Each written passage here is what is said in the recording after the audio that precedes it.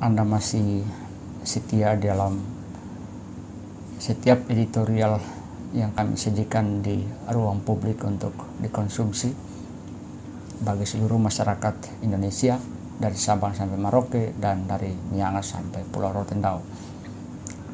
Pada edisi kali ini kami mencoba untuk mengambil sebuah topik menarik yang akan kita ikuti bersama perkembangan selanjutnya ke depan seperti apa, tentang pencapresan yang lagi hangat diperbincangkan oleh kalangan elit partai politik maupun juga seluruh masyarakat, lapisan masyarakat dari Sabang sampai Merauke, dan itu menjadi konsumsi berita politik yang tidak pernah habis dalam percakapan-percakapan politik kita di belakangan ini menyongsong pemilu pada 2024 nanti.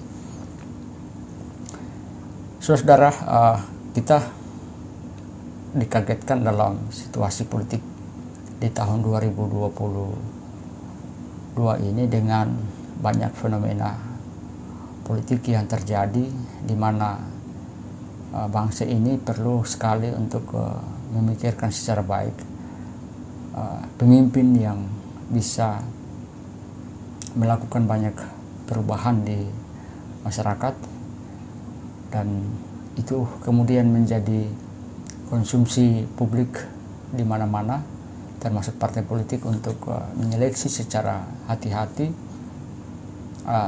siapa sebenarnya yang pantas dan siapa sebenarnya yang layak untuk memimpin bangsa ini pasca Presiden Joko Widodo dan Wakil Presiden Pak Ma'ruf Amin. Belakangan ini beberapa calon yang datang dari luar jalur partai politik, salah satunya misalnya Ketua DPD RI Lanyala Mataliti. Calon-calon yang datang dari luar partai politik ini sebetulnya mereka punya kans politik yang cukup kuat, dan mereka punya gebrakan ke arus bawah cukup kuat untuk mengambil hati masyarakat dan menggalang kekuatan politik mereka untuk bagaimana bisa terlibat dalam pemilihan presiden pada 2024 nanti. Persoalannya adalah sampai dengan detik ini partai politik sendiri pun masih sibuk dengan bagaimana mengurus internal partai mereka, mulai dari ketua umum partai dan petinggi-petinggi partai lain yang mereka lebih konsen untuk menyeleksi, untuk menentukan siapa sebetulnya yang dalam internal partai itu bisa masuk dalam bakal calon presiden. Dan ini juga kemudian oleh sejumlah partai-partai besar mulai membangun kekuatan partai politik antara satu dengan yang lain, membangun koalisi untuk menentukan calon pemimpin mereka. Terlepas dari koalisi-koalisi yang dibangun oleh partai-partai itu, publik sendiri dan partai politik sendiri juga perlu memikirkan alternatif solusi terkait dengan dukungan yang datang yang begitu kuat dari kalangan masyarakat akar rumput terhadap calon-calon yang sebetulnya mereka bukan bagian dari partai politik. Mereka punya relasi dengan partai politik tapi bukan secara resmi berada pada jalur partai politik. Salah satunya misalnya Pak Ketua DPD RI, Pak Lanyala Mataliti. Kita tahu bersama bahwa Lanyala Mataliti telah membangun komunikasi politiknya ke seluruh pelosok tanah air. Beliau cukup konsen dengan membangun komunikasi dengan elemen-elemen yang cukup kuat, dan itu mendapat atensi yang sangat positif bagaimana Lanyala tampil menjadi calon pemimpin kita di 2024 nanti. Problemnya adalah sampai dengan hari ini partai politik sendiri masih sibuk dengan bagaimana mengurus internal mereka dan bagaimana membangun koalisi-koalisi dengan partai-partai politik untuk meloloskan satu paket calon presiden yang akan bertarung nanti di pemilu 2024 nanti.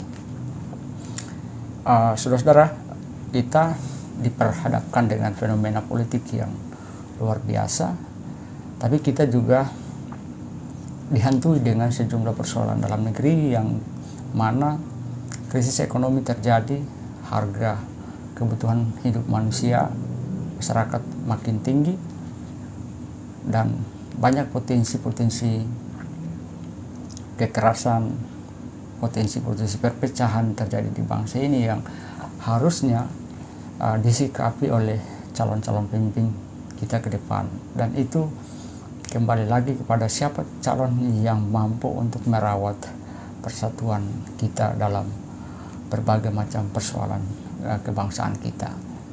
Nah, partai politik sendiri mestinya juga punya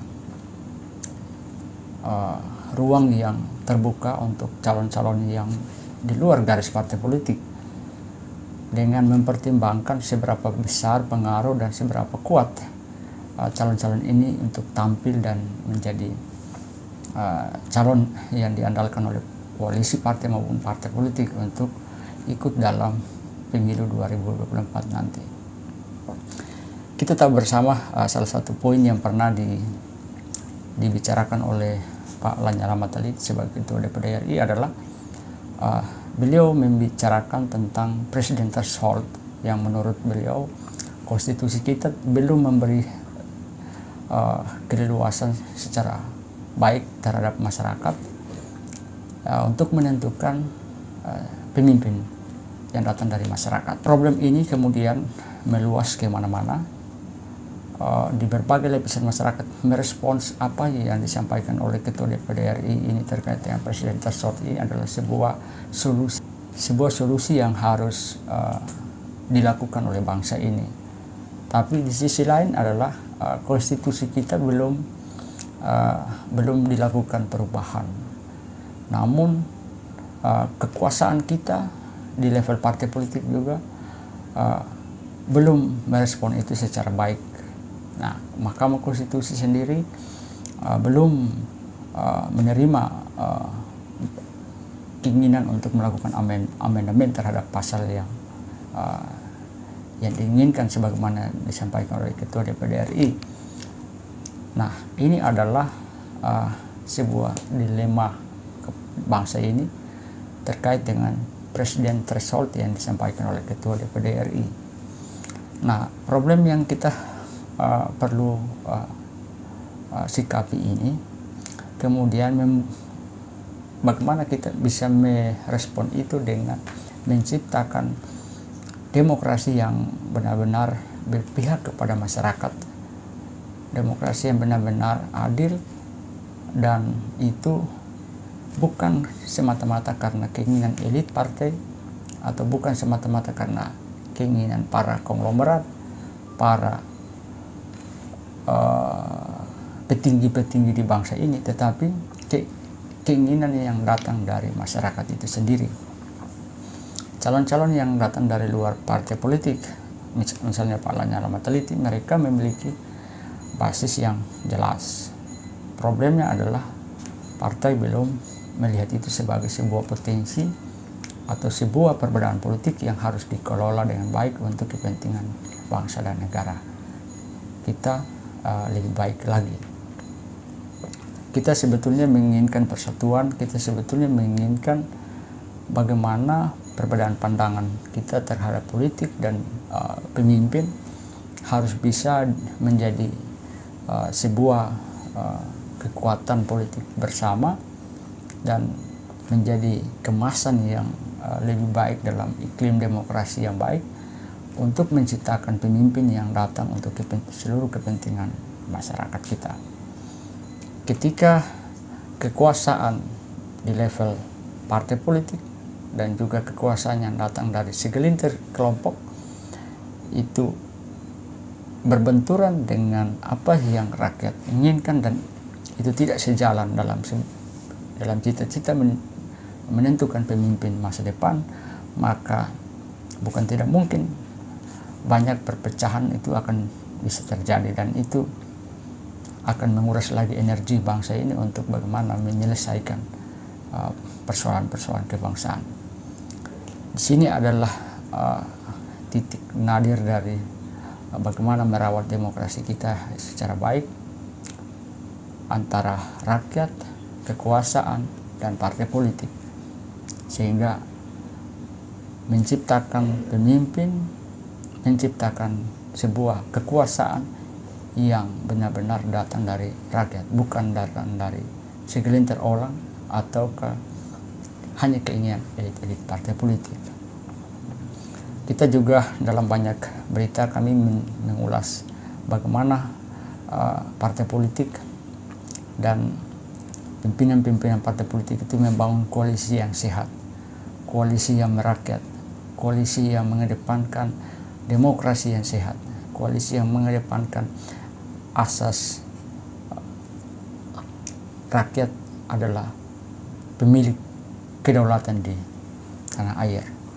Oleh sebab itu kita akan menunggu bagaimana respon politik, euforia partai politik yang terjadi saat ini bisa melihat perbedaan pandangan politik di kalangan elit-elit di luar jalur partai politik yang juga menginginkan masuk dalam kontestasi pemilu di 2024 nanti. Jangan lupa untuk like dan komen dan subscribe channel Berita Media Timor ini untuk selalu mengikuti berita-berita terbaru dari kami. Sekian, terima kasih.